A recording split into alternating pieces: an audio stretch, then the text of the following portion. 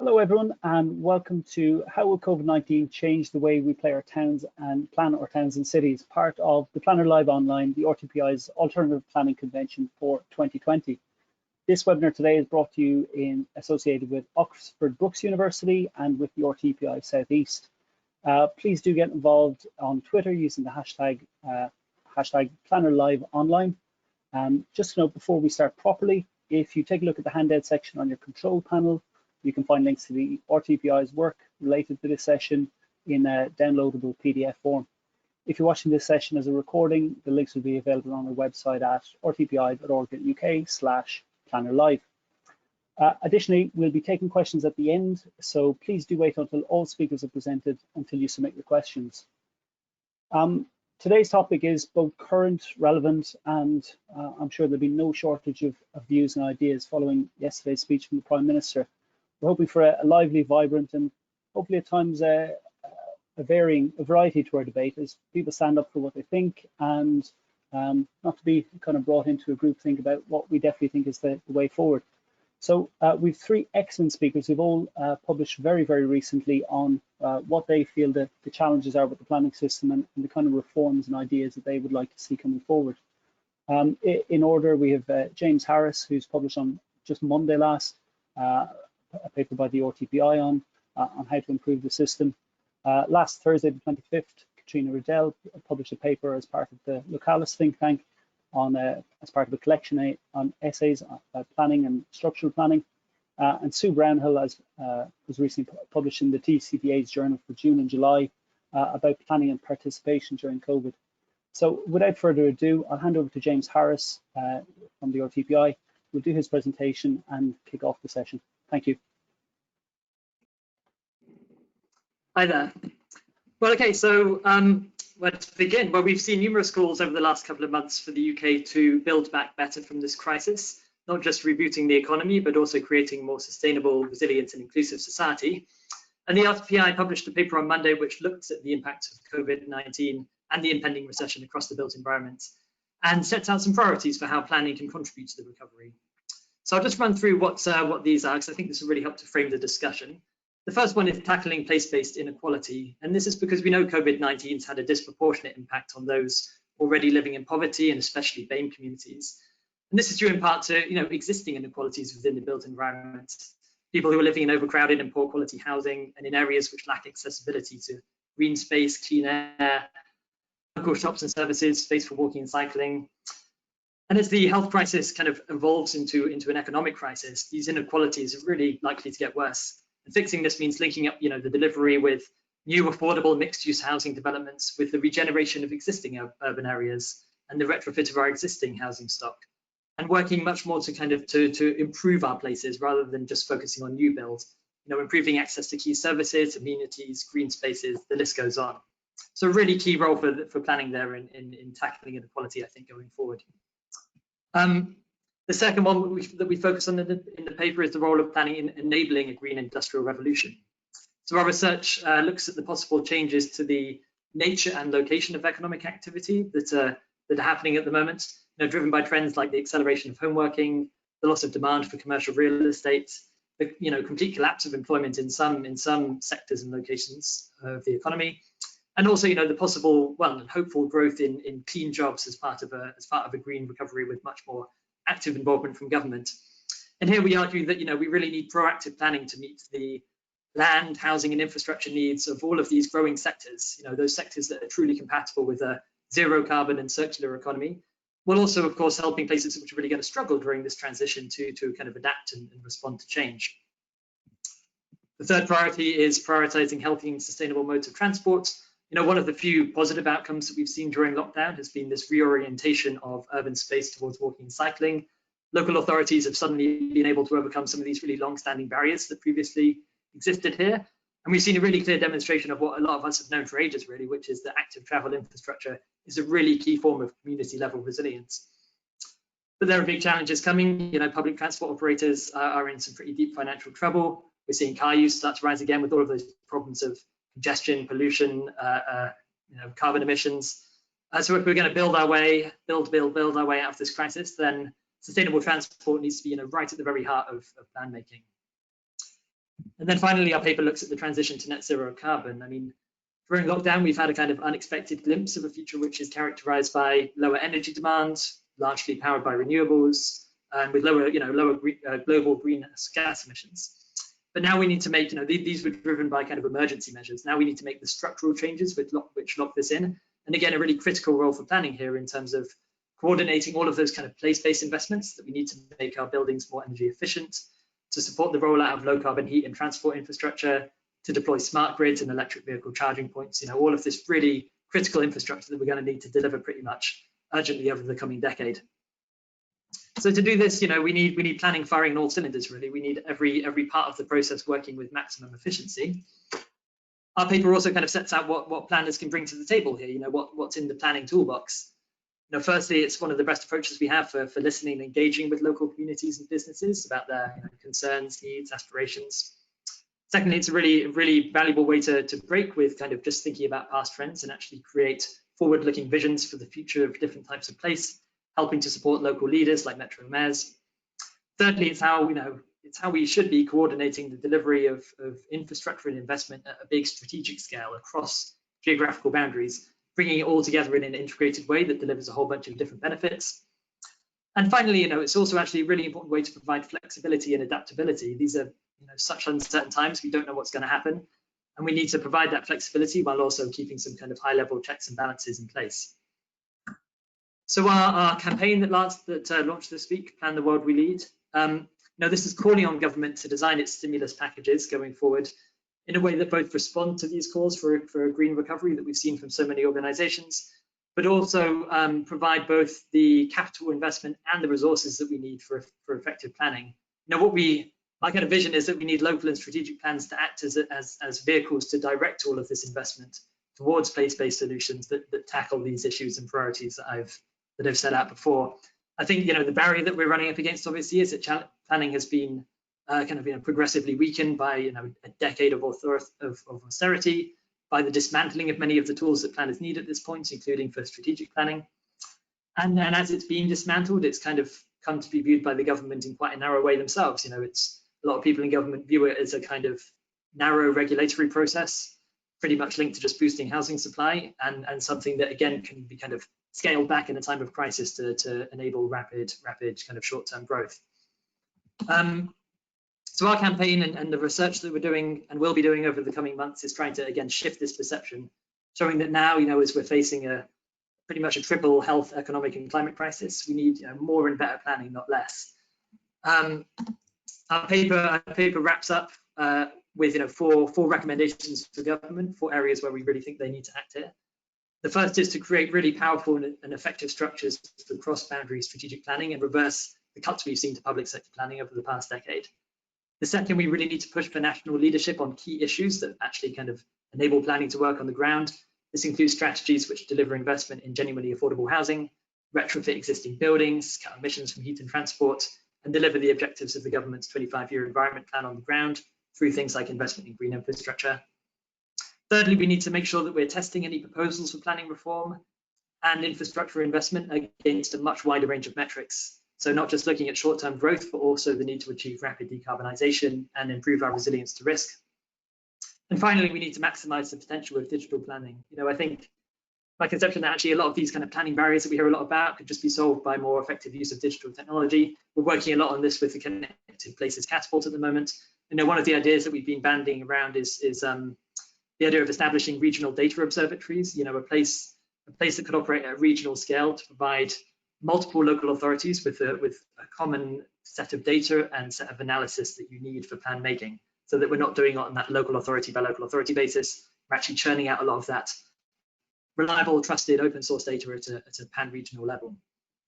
So, there's a huge amount more detail in the paper, and I just kind of wanted to start with a bit of a whiz through, because I think hopefully it should set the context for how we need to be thinking about planning during this time. It's not just about short-term housing delivery, it's about a really wide set of economic, social, and environmental objectives. And that's going to be the basis on which we continue to campaign and continue to promote the value of planning. But I'll leave it there because I don't want to go on too long. I'll hand over to the other speakers, but I look forward to some challenging questions, hopefully, on this afterwards. Thank you very much, James. Just while the next speaker, Sue, is getting set up, just an initial reflection on that is that your set of priorities is really grounded in the values that underpin the profession: community engagement, tackling inequalities, protecting the environment, and delivering quality and development. I'm sure it's something that our attendees will reflect on and reflect in their questions. Sue, you look ready to go, so I'll hand over to you to speak about participation. Great, thanks very much. Well, I'm really pleased to be part of this debate. Thanks for asking me. So participation, I think, is really crucial, not just because it's a really important part of the planning system, but also I think the experience of pandemic opens up some possibilities here and potentialities. And I think it's difficult, though, to separate out the discussion about where we go now from planning reform, as James has already mentioned. There's two ways I think that planning can go forward, and particularly in terms of participation. We can bounce back better, which seems to be the phrase of the moment currently, where participation, we can think about it being enhanced and being embedded, and we can learn the lessons from what's happened and maybe address some of the deficiencies. And there's a danger, I think, in some of the discussions about how planning might evolve. It's about seeing participation as a deficiency, and that is a word that's used in the planning exchange document in the system. So a push towards delegating decisions, deregulation, and also restricting participation to things like commenting on design. So I'd obviously like to see it bounce back better, and what can we learn from what's happened recently in terms of how we can move forward and how we can take these experience into these debates. I think it's quite interesting because initially when lockdown happened, there was a lot of concern that with committees not happening or moving online and other things, that there would be a real restriction of participation and planning democracy. And it's true that there are things have been restricted and cut back. So, for example, there's no referendum on neighbourhood plans at the moment. Other things have happened. Delegated decisions, of course, there's some quite controversial ways in which big decisions may be being made with officers and a few members. But I think what we've also seen is how a lot of local planning authorities have actually been very flexible. They've been using Teams and Zoom quite effectively. It'd be interesting either in the chat or separately, following on today, what people's experiences have been of this. I mean, there is a great variety and great response as ever between local planning authorities and participation. Some have responded really well, others less so. And generally there needs to be more transparency in terms of how people evolve. But there are some interesting things happening, like authorities asking developers to set up micro websites with information about developments on and things like that. So there are both pros and cons moving there that we need to think about. But it isn't just about decisions, I don't think. And here's another really important thing about participation. It's a right to have a say, but we have to think about what participation is for. And participation is about getting voices involved in planning. It's about opening up different ideas. It's opening up different outcomes that can come from planning. And therefore, there has been a whole use of a whole new range of digital tools, and these can really come into their own now. There's been some work done on their possibilities and limitations and putting them into practice. So, for example, in Barcelona, Decidem Barcelona links what happens at the very local level with strategic planning through online platforms and also face-to-face consultation as well. There's a digital participation drive in Scotland as well. There's apps, there's VR out there. There's a lot of information on what we can do, and I think COVID has shown that now's the time really to make the most of this. And it's really important as well in terms of tapping into this explosion of community networks that's happened at the local level, and the possibilities there of harnessing this energy and activity around place. And really linking that then to discussions about cities and places and moving forward. But we do have to be careful of a digital divide here. And this is, if one of the issues about participation is the usual suspects and who gets involved, there are suspicions that moving on moving online will enhance that. And it is true there's 2 million people who aren't on the internet. There's also about 27 million people who are on pay-as-you-go. And if you're having to use your data to participate as well as to do essential things, then that's not very democratic. Elderly people, people with disabilities are quite often not digitally as engaged as others, different sections of the population. So we really need to think about this. So moving forward, what can we learn from the pandemic in terms of both the debates about planning and also where participation comes into that? So I think we've really got to make sure that participation and the value of planning in engaging with people is really centre about some of the debates about where we're going and some of the dangers about some of the reforms are being put forward. So we really need to put it central to debates. In the short term, we can embrace the good practice that's emerged and share the good practice as well. Thinking about how statements of community involvement, for example, can be rewritten, the way in which authorities can move online effectively in decision making, and also linking digital methods with other ways to make sure everybody's involved. And of course, we have to ensure that local planning authorities and communities are properly skilled and resourced to be able to do that. In the medium term, I think we can enhance the way that participation, what participation is for, about opening up skills, ideas, debates, getting shared visions for the future. And that's where some of these other digital tools come online. And it's a way, and I very much echo what James was saying about planning being more than just growth. Participation is a key way of ensuring that planning, and again here we move to the longer term, remains as a way of showing a whole range of different possibilities that there are about place, and that there are other purposes of planning about environmental, about social, about equalities than just about growth. And we can learn some of the lessons from the pandemic, I think, to do that. So if we think back about Arnstein and the famous ladder of participation, I think moving forward, what we've got to do is make sure that what we can learn from the pandemic means we go up a rung on the ladder rather than going down a snake when it comes to participation. Thanks. Thank you very much, Sue. I think a really interesting drawback again about the behaviours of a good planner and what it means to be a good professional. And then the 3 points at the end about short, medium and long term gives an idea of what different kind of levels of intervention into the planning system one can make to realign either the purpose but also to make a difference in the short term. Really, really good food for thought. I'm sure there'll be plenty of questions arising from our attendees on that note. And we've had one in already. Just to hand over next to Catriona Riddell, who's our next speaker. Thanks, Cian.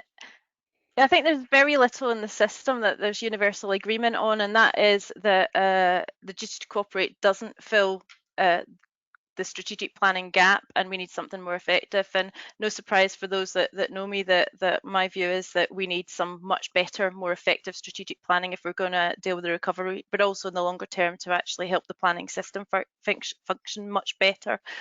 So my proposition is that we need a new framework, a new strategic planning framework that can deal with a more flexible and resilient world. And it provides an integrated framework for investment. And I think that's a really important part of this. Strategic planning historically has been there as a strategic investment framework to help and align, make sure everybody's pointing in the same directions in terms of where the money's being put. So the proposition is that that we have strategic planning frameworks universally across England, and I'm talking about England at the moment because that's where the biggest gap is.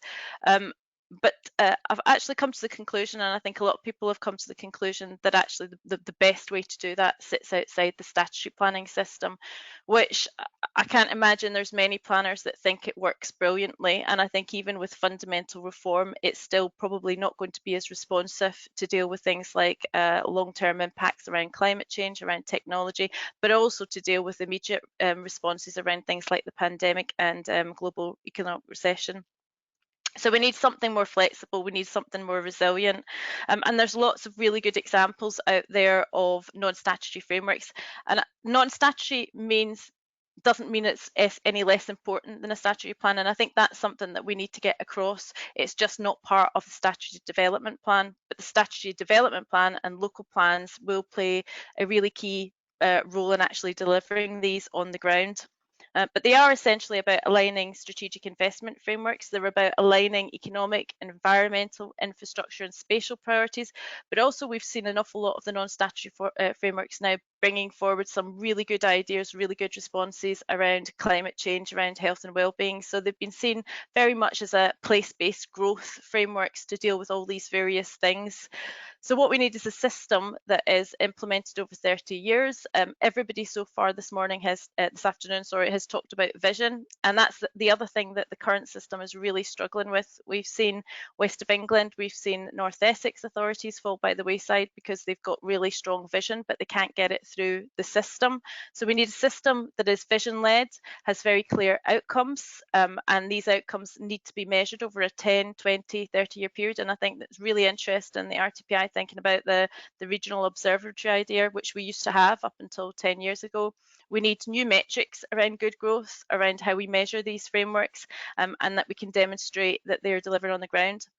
But for me, one of the biggest gaps we've got over the last 10 years has been really good, strong leadership and governance, joint governance over strategic areas. We've seen the emergence of some new growth boards, and they might provide some of the answers, but we need growth boards with teeth. We need growth boards that are going to be able to develop these strategic frameworks, be able to actually deal with things like the green belt. So maybe not say exactly what boundaries are going to be reviewed, but set the general extent of the green belt, set the general extent of where growth should go over the next 30 years, but equally show where growth shouldn't be going, where things were probably going to stay pretty much the same.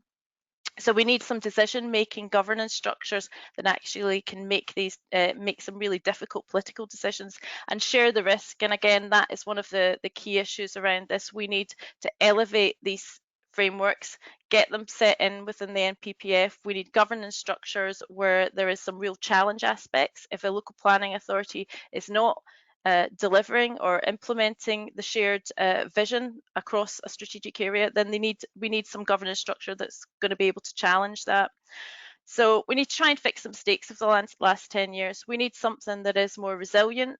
We need something that is more flexible, that can work with the statutory planning system, not against it. But for me, it's about the decision making and getting a much stronger governance structure in place that can make some really difficult decisions, get the housing built, and get good places. And at the end of the day, this is what we're all here for. Thank you.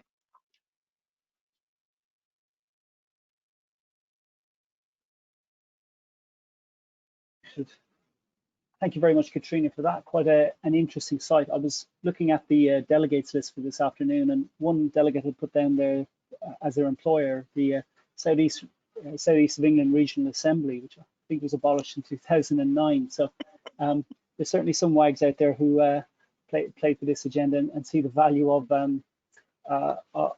regional planning if they still harken back to an organisation that was abolished 9 years or 10 years ago. And I suppose, if nothing else, it demonstrates the value and the credence that was put on the regional plans and the structure plans before that within the profession.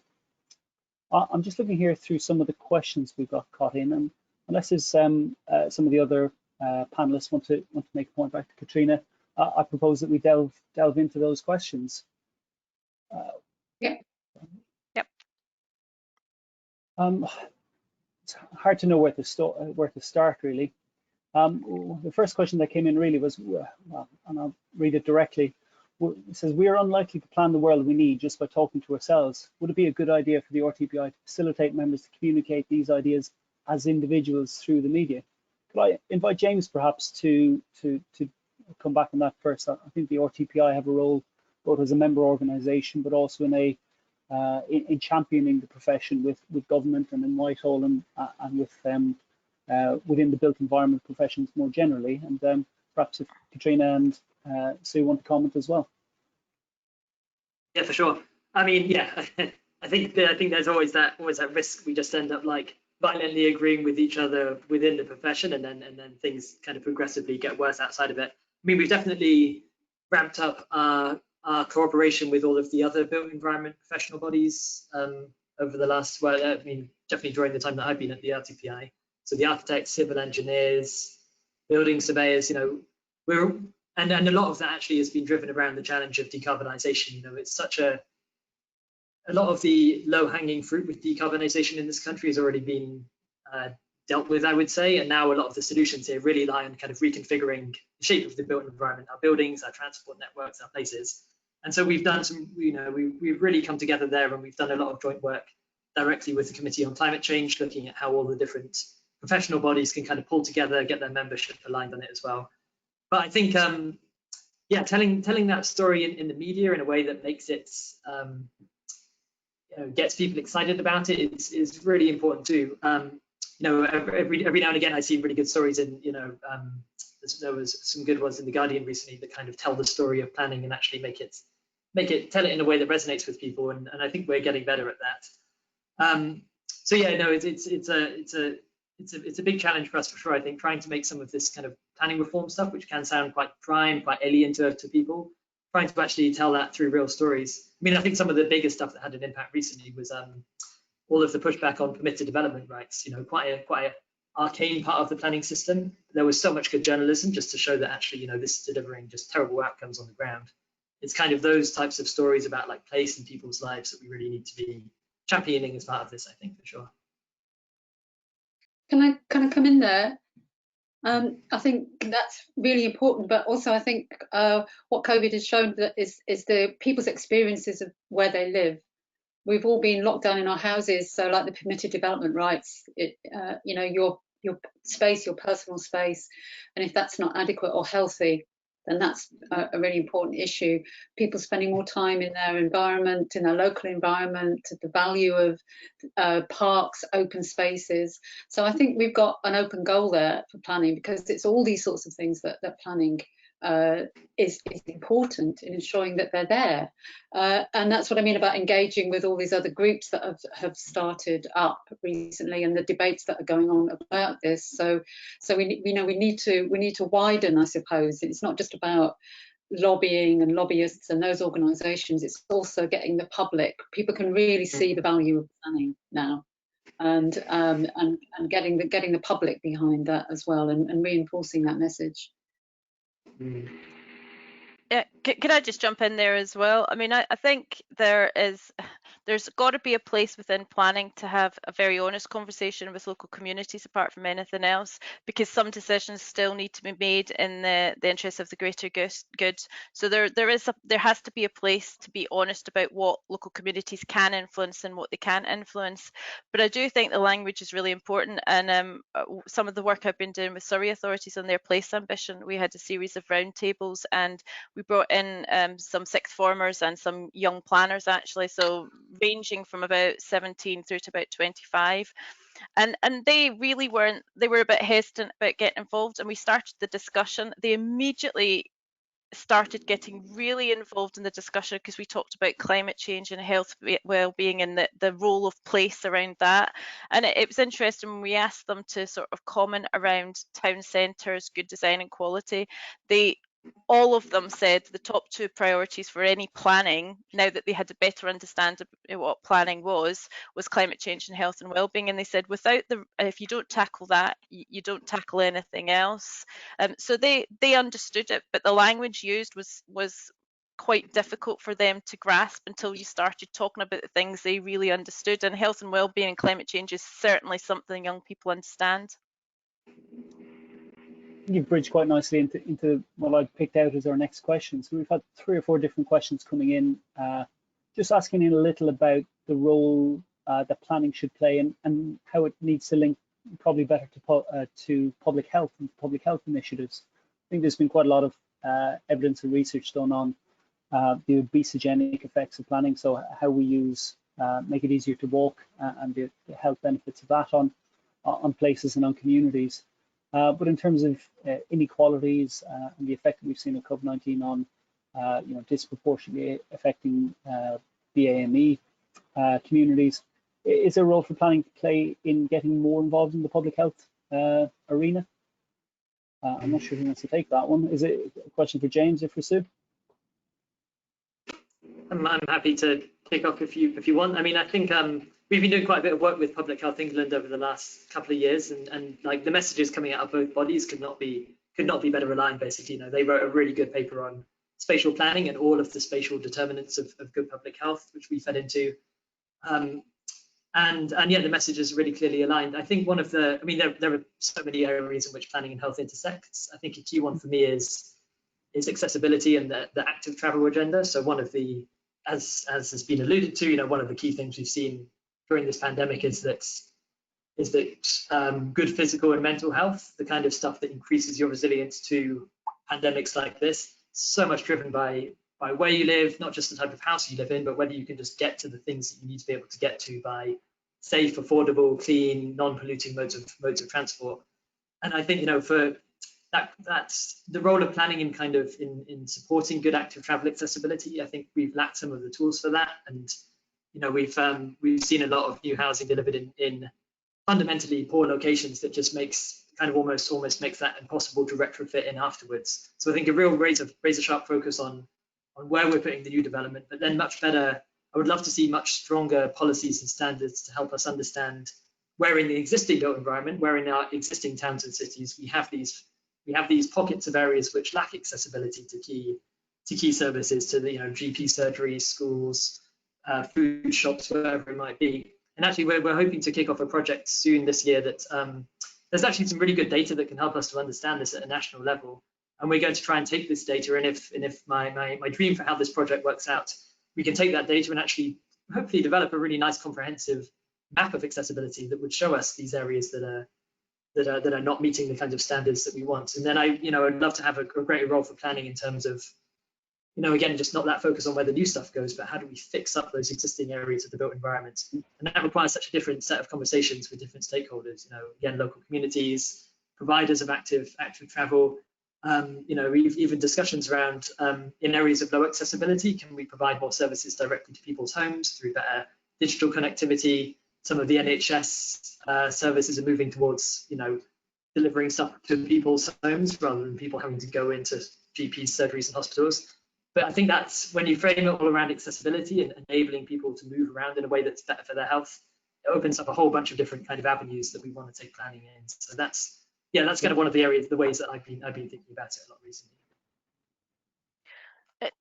The public health one's an interesting one as well, because again, looking back at structures and governance and decision making, especially in two-tier areas, you've got county councils who are responsible for public health, for infrastructure and all these big things, and then you've got local planning authorities responsible for plan making and place shaping, and actually in a lot of places never the twain shall meet. So what we need to do is make sure that these organisations, so if the county council is responsible for their health strategy, that they are having that conversation with everybody within that area, and I think that's been one of the real clear tensions. So I think everybody is trying to deliver good health outcomes through their different strategies. We just need to join them up much better now. So the healthy placemaking agenda is fantastic, but those responsible for it need to be in the room to have the conversations. So again, some of these growth boards that we're talking about have the right players around the table. They've got public health at the table. They've got the districts and two-tier areas.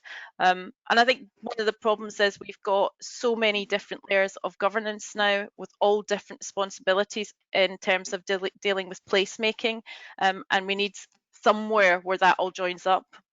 I couldn't agree with Catriona. I think that's a really important point. And along with it goes budgets as well, and who's, is it pass the parcel in terms of who's going to pay for things, or how can you combine all these sorts of things? But again, with the pandemic, you can see how the public sector can, maybe it's how you if you say something's a health emergency, then you get resources and everybody works together. It can be done. It can be done. And especially now, it seems the crazy situation at the moment that is so clear to everybody just how important good quality accessible green spaces have been to mental and physical health during lockdown. Pretty much every public park in this country is having some kind of has been in some kind of funding crisis for the last 10 years.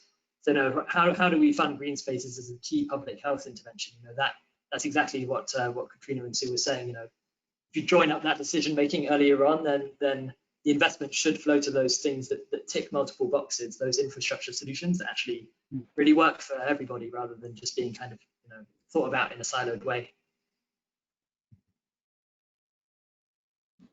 I think for me, you're all quite right on that one. It's how planning engages at a slightly different level. I have the privilege of attending quite a few health and wellbeing boards, which are kind of participation between local authorities, social care, and the various different parts of the NHS, from primary care to strategic to mental health and community care. And you don't see a whole pile of planners in it at those meetings, and it aligns to the RTPI's work that takes place around having planners at the top table and top table representation for planners within local authorities. How is it how is planning seen, and how is planning represented at the strategic level, and how it's represented? I think in terms of the next question at the panel, I think we need to address something in and around the speech that happened yesterday. I think it seems inevitable that there will be a change to the planning system, whether it's little or large. I don't think we know. I think we saw some stuff trailed yesterday in Boris's speech and in Robert Jenrick's letter to MPs. So I'm not going to ask a direct question. There's been a number of very direct questions. What about this? What about the other? What about PD rights, etc.? What do people feel is the direction of travel, and what are the kind of opportunities or risks that people see around that? I'm not sure who wants to go first, but James, you look eager to jump in. I mean, yeah, the speech yesterday, and I think we've seen a lot of announcements about kind of, just the terminology that's being used doesn't really inspire me with confidence. It's kind of planning restrictions, sweeping them away to get things built.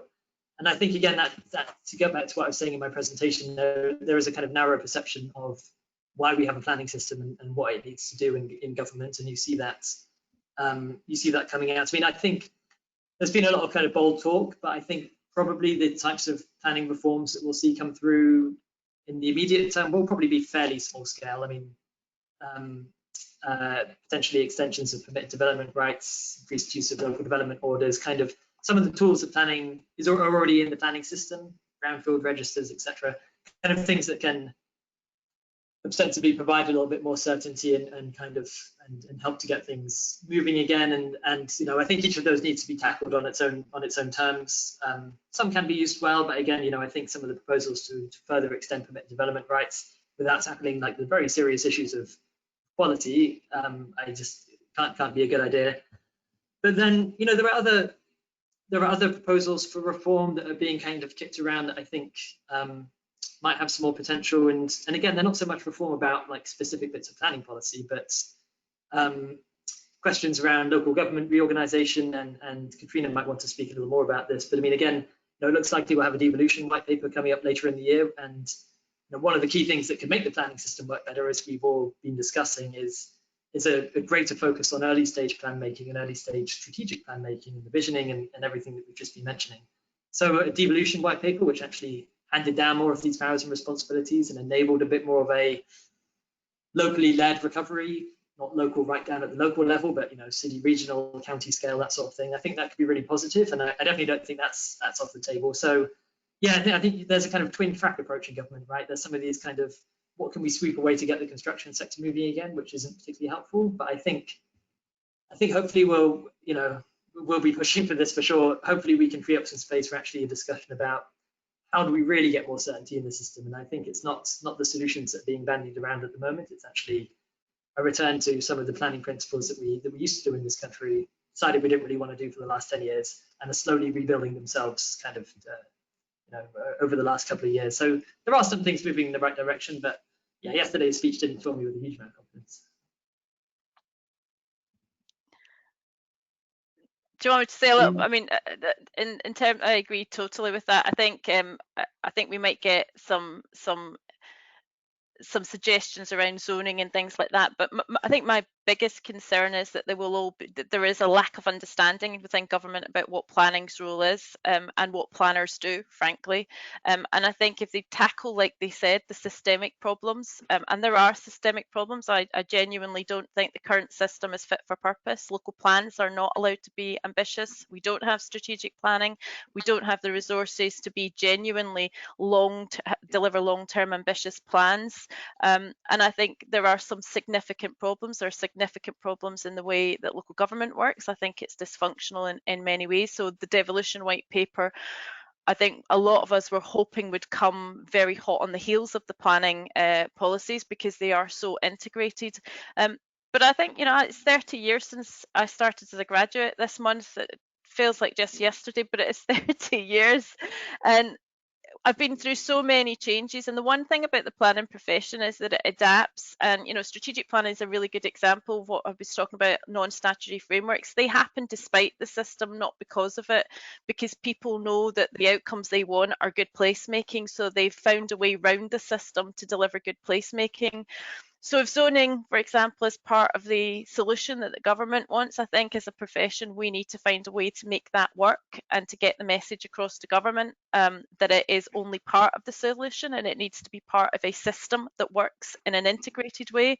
But my biggest fear, I think, is that the sound bites I've heard is that there is this fundamental lack of understanding about what planning is within government, and they certainly don't understand what strategic planning is, and if they don't have that basic understanding, then we could end up anywhere by the end of this year.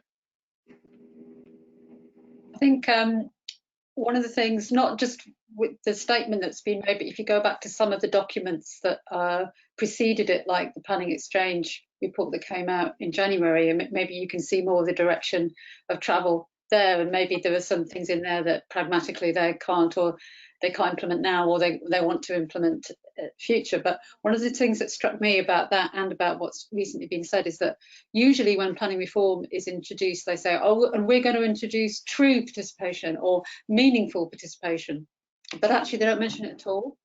And the only mention, certainly in the planning exchange document, is to see it as a deficiency. Participation seen as a deficiency, and it can, you can see it as going to what Catriona is saying about they don't understand how things happen, but you could also see it as a direction of travel and what's happening. And so one of my concerns, as I mentioned earlier, is that consultation is going to be narrowed down. You can see what's happened, like with neighbourhood plans, for example. Now it's where can the housing go and what does it look like, and that's what can be influenced. So I think we have to be careful of that, and to avoid those kinds of directions happening and that restriction in terms of how people might be able to be involved. And if one of the pushes is about digitisation, which is another thing that is talked about, then again, the experience at the moment is going to be really important about that. And digitisation can be used to enhance participation and involvement and discussion, not as a instead of, or as to just say, oh, here's all the information, like one-way communication. So I'm not quite sure I totally share both your optimism, actually, that it's not going to be as dramatic as that. The special advisors in there who wrote the planning exchange paper. So so I do think we need to and that's why I think we have to keep talking about participation, planning democracy, how it's got to be a really key part of what's happening, and put forward ways that we can enhance it and strengthen it. Thank you, Sue. I think that's been I think the question I pose is, what are the challenges and what are the opportunities? And I think at any inflection point, there's an opportunity to get in and influence and make the change that you want to see happen. And I think we've a government who are in an interesting place and are fighting fire on all different sides. And I think it will be a very difficult government to get in and influence and persuade and bring around a certain point of view. And I think the key thing to do at a point in time like this is to build the relationships and make sure that if we do go down a path and we need to come back and choose another path, that those relationships between the profession, the other professions that we work with, government, Whitehall, and other institutions are strong. You learn from your mistakes and you learn from your failures, and it's about learning fast, isn't it? That's what they say in this digital era: learn fast and keep going with it. I think just looking at the time, we need to bring it to a close. I thank you all individually for three very, very interesting and provocative and thought-provoking presentations. I think they've been really helpful to look at the planning system from different levels, from strategic planning to participation and the challenges around that. and to James' presentation about how we go forward and what the kind of values and behaviours around what it is to be a planning professional are. Do tell us what you think on Twitter using the hashtag PlannerLiveOnline, and do complete the survey that will appear once this webinar finishes. Again, I want to thank Oxford Brookes for sponsoring the event and to the RTPI South East for working to host it. I have been asked as well to give a little shove and say make sure you're subscribed to the RTPI's YouTube channel, which is youtube.com/the-RTPI. So you're notified of all the RTPI's videos as soon as they're released. As we said, we're in a new digital world. There's a lot of content going live this week, including the broadcast of a number of these webinars. And a recording of this webinar will be going up soon. So if you're watching the recording of this, please leave us a comment down below. I imagine I'm reading a script here, because we'd like to hear from your thoughts and give this video a thumbs up because it'll raise its prominence. For details of all the events happening as part of the Planner Live Online, please visit rtpi.org.uk/plannerlive. If we were ending now, I'd normally ask you to give each of the speakers a round of applause. We can't do that, but again, we'd like to thank you each, and I'm sure we'll all see you again soon. Thank you very much. Thanks.